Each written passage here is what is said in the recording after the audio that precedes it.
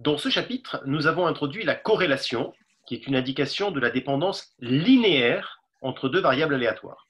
Alors, nous avons donné quelques propriétés, quelques exemples, et nous avons indiqué que la corrélation était utile pour analyser les données.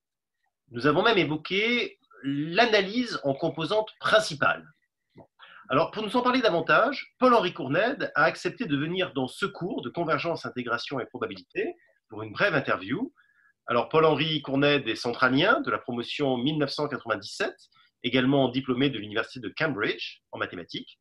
Il est professeur à Centrale Supélec, où il dirige le laboratoire MIX, mathématiques et informatique pour la complexité des systèmes. Ses travaux de recherche sont nombreux, ils portent sur les statistiques, l'optimisation, mais également la modélisation, notamment la modélisation du vivant. Paul-Henri s'intéresse notamment au développement de méthodes statistiques et d'intelligence artificielle en oncologie. Paul-Henri Cournède vous enseignera le cours de statistique et apprentissage au second semestre, et c'est à ce titre qu'il est aujourd'hui l'invité du cours de CIP. Alors Paul-Henri, tout d'abord, bonjour et merci d'être avec nous. Avant de revenir sur la corrélation et l'ACP, peux-tu nous dire en un mot ce qu'est ce cours de data du second semestre? Merci pour l'invitation déjà. Et alors, le cours de statistique et apprentissage, on peut dire que c'est le cours de base de la séquence thématique 4. Alors, si le cours de probabilité a introduit la notion de variable aléatoire et aussi la notion de loi de probabilité, eh bien, en statistique, nous allons nous intéresser aux réalisations de ces variables aléatoires, ces réalisations représentant ce qu'on appelle plus communément les données. Et à partir de ces données, nous apprendrons dans ce cours à inférer des lois de probabilité inconnues pour le phénomène stochastique d'intérêt. Voilà. Donc, on a utilisé le mot analyse en composantes principales. Et alors, on n'a pas expliqué de quoi il s'agissait. Alors, du coup, Paul-Henri, est-ce que tu peux nous en dire un mot? Est-ce que tu peux nous dire en quoi la matrice de corrélation sera utile et qu'est-ce que c'est qu'une analyse en composantes principales? Donc, ce n'est pas le concept le plus facile du cours, donc je vais essayer d'en donner les grandes lignes. Alors, c'est une méthode très importante pour la statistique, l'analyse en composantes principales, et notamment pour la statistique en grande dimension. Alors, supposons que l'on étudie une variable aléatoire x de dimension p, alors p est potentiellement assez grand.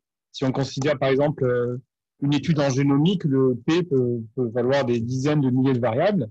Eh bien, on va chercher à déterminer un sous-espace affine de dimension k plus petite que p, beaucoup plus petite, telle que la projection de la variable aléatoire sur ce sous-espace soit une bonne approximation de cette variable aléatoire. Et ainsi, nous obtenons une représentation de celle-ci en dimension beaucoup plus faible. Alors, en pratique, on utilise un échantillon de variables aléatoires, donc c'est ce jeu de données. On a réalisé n mesures de cette variable aléatoire dans différentes situations, et on prend la matrice de corrélation de ces données. Et une façon de déterminer le sous-espace d'approximation pour l'analyse en composantes principales, c'est de rechercher les cas vecteurs propres de la matrice de corrélation associée au cas plus grande valeur propre. Alors, vous vous souvenez, matrice de corrélation, donc c'est une matrice symétrique positive, donc on peut la diagonaliser dans une base orthogonale, avec toutes les valeurs propres qui sont positives. Donc, les valeurs propres associées aux plus grandes, les vecteurs propres associés aux plus grandes valeurs propres, ce sont ce qu'on appelle les axes principaux. Alors, ils sont non corrélés, puisqu'on a une base orthogonale, et ils permettent d'expliquer la plus grande partie de la variance sur les données. Voilà. Alors, pour donner un petit intérêt pratique de l'ACP, donc on a des données en très grande dimension, et si on prend leur projection sur les deux premiers axes principaux, eh bien, on peut visualiser les données, par exemple, dans le plan. Donc, c'est très pratique pour voir, par exemple, des clusters ou des choses comme ça. Alors, plus généralement, cette idée de représentation des données, c'est un point clé dans l'apprentissage statistique et notamment dans ce qu'on appelle l'apprentissage profond, le deep learning, où le réseau de neurones, finalement, apprend des représentations successives des données, des représentations, on dit latentes, cachées, et ces représentations étant plus adaptées à la résolution d'un problème particulier, à la prévision, à de la régression. Voilà, un peu l'idée. Merci beaucoup, Paul-Henri. C'est effectivement très intéressant. Alors, y a-t-il d'autres éléments du cours de CIP, en particulier ou en général, qui te seront utiles au second semestre, alors dans le cours notamment, ce cours-là de ST4? Alors, tout le cours de CIP est extrêmement intéressant et d'ailleurs, je vous félicite de le suivre avec assiduité.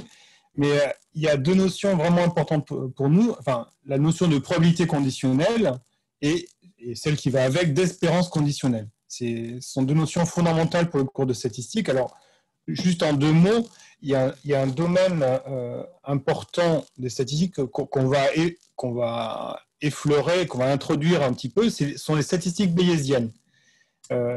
Donc, quand on souhaite déterminer un paramètre inconnu d'une loi de probabilité, donc au paramètre, disons, θ, l'approche bayésienne va considérer ce paramètre comme étant lui-même une variable aléatoire. Alors, comprenons ici, c'est l'incertitude qui est modélisée, et donc on dit que c'est une variable aléatoire. Et ce qu'on appellera l'estimation, au lieu de déterminer un θ particulier, ponctuel, on va déterminer ce qu'on appelle la distribution de probabilité a posteriori, qui sera le P, la probabilité de θ, sachant y étant les données. Donc voilà, on voit ici la probabilité conditionnelle. Il y a un autre domaine qui est, dans tout l'apprentissage statistique, en fait, le but, c'est de prédire une variable à expliquer, une variable y, par des variables explicatives, des variables x. Et l'apprentissage, finalement, statistique va essayer d'apprendre cette distribution conditionnelle y sachant x. Et quand on voudra faire de la prédiction, eh bien, on reviendra à l'espérance conditionnelle de y sachant x. Voilà, donc deux petites illustrations de l'importance de ces lois conditionnelles dans le cours de statistique. Très bien, écoute, Paul-Henri, encore merci pour ces éclairages. Merci d'avoir participé à ce cours de convergence, intégration et probabilité. Et lors du prochain cours, chers élèves, nous parlerons de la transformée de Fourier et des fonctions caractéristiques. D'ici là, je vous souhaite une excellente semaine.